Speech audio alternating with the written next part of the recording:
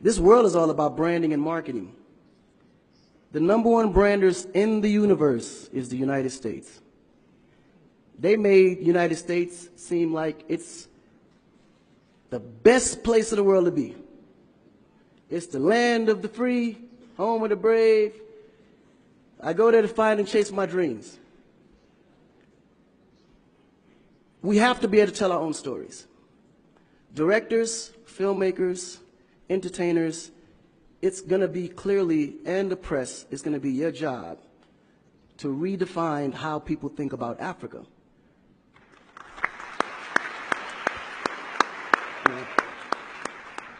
Because you're here, you see what's going on. You clearly can see in a vivid picture the good, the bad, and the ugly. What you choose to put out there is what the world is going to get. Because I can tell you right now, in Chicago alone, there's more people dying in Chicago than there was in the war in Iraq. But you would never see that. There's a lot of things that's happening in the U.S. that you would never see because they choose to show you what they want you to see for. Yeah.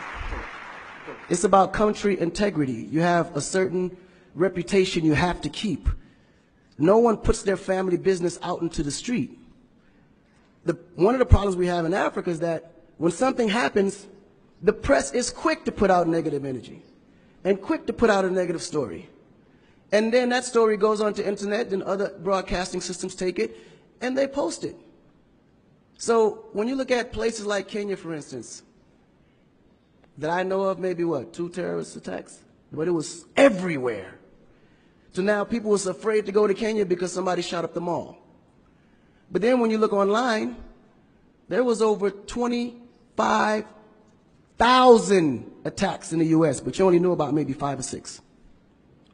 So we have to really rebrand. And then when you look at how the world perceives Africa, they're right. You know, you see zebras, lions, tigers, bears. Oh my. You get to the point where you think Africa's just a big jungle. The images that they're showing of Africa is historical images. This is way before civilization.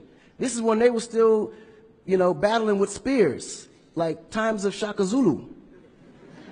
No, I'm serious. But then when you look at the U.S., they're showing Superman, Batman, you know? Where is our Superman? Where is our, like, Shaka Zulu should be a superhero today. Really. So we have to tell our own stories. I mean, even Jesus is white. And you believe it. But it's okay because how you were framed, if you taught something from the day you were born, and your mother taught you that, your father taught you that, it's real. You never look at your mom and your dad as liars. But their mother and father taught them the same thing because that's the kind of history that's put out for them to believe. Our history books in the U.S. is all white American history, culture that's been borrowed from other nations. But Africa have to teach the same history of our ancestors, the great things that they have accomplished. You know? And it's going to be the jobs of directors like yourself, filmmakers like yourself, to narrate that story. How do we want to be perceived? How do we want that story to be narrated to the rest of the world? This younger generation, we kind of figured it out. Because now, when you look at hip-hop in America, every rapper is rich.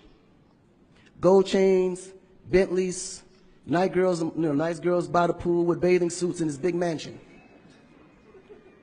And then, when the video's over, they get on their phone and call an Uber.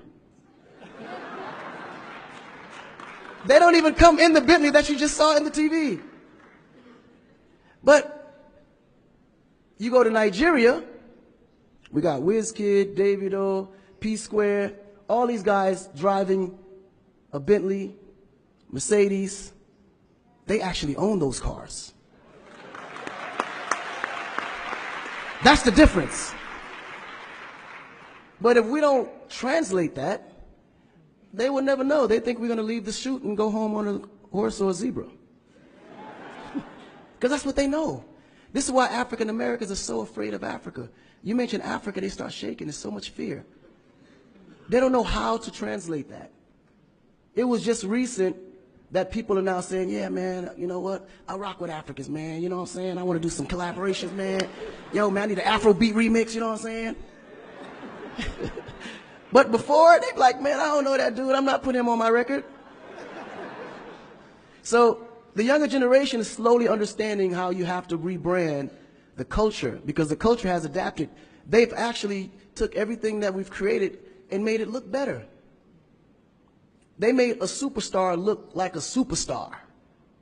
When I look on TV and I see our biggest entertainers, they don't look like stars. That's why you can't really respect the entertainer. If a politician saw a singer, he'd just be like, oh, he's just a local singer. But if he go to that local singer's performance, he may sell out the stadium because he has a huge influence, but the image is not there. So we have to take the image as a huge accountability for ourselves and realize that Africa really does have a reputation. But if we allow our stories to be told, our stories will be told according to their agenda on what they need to be able to benefit from Africa. So we have to tell our story so we can be able to understand how we can utilize that story to benefit for our agenda. You know?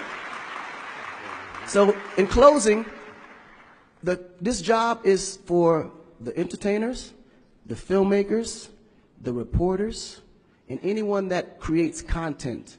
We have to rebrand. And we have to rebrand it in the way that we see it and tell the story to where they can understand it, feel comfortable, and want to come here and invest.